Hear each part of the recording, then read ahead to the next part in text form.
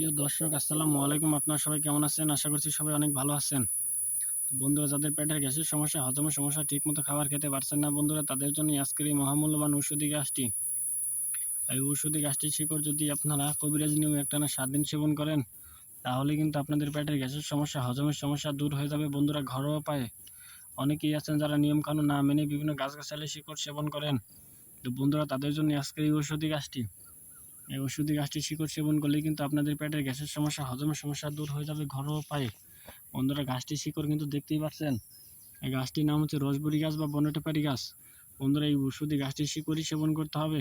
তো বন্ধুরা, আমাদের এই ভিডিওটি যদি আপনাদের একটু ভালো লেগে থাকে, তাহলে অবশ্যই আমাদের এই ভিডিওতে একটি লাইক করবেন এবং কমেন্টে আপনাদের মতামত জানাবেন। তো বন্ধুরা, এই ওষুধি গাছটির শিকড় খেলে কিন্তু আপনার ঘরোয়া উপায়ে আপনাদের পেটের গ্যাসের সমস্যা, হজমের সমস্যা কিন্তু দূর করতে পারবেন। তো বন্ধুরা, অনেকেই আছেন যারা নিয়মকানুন না মেনে বিভিন্ন গাছগাছালি শিকড় সেবন করেন বলে কিন্তু আপনারা কার্যকারিতা পান না। তো বন্ধুরা, আমাদের এই ভিডিওটি যদি আপনাদের একটু ভালো লেগে থাকে, তাহলে অবশ্যই আমাদের এই ভিডিওতে একটি লাইক করবেন এবং কমেন্টে আপনাদের মতামত জানাবেন। ধন্যবাদ আপনাদের সবাইকে। আসসালামু আলাইকুম।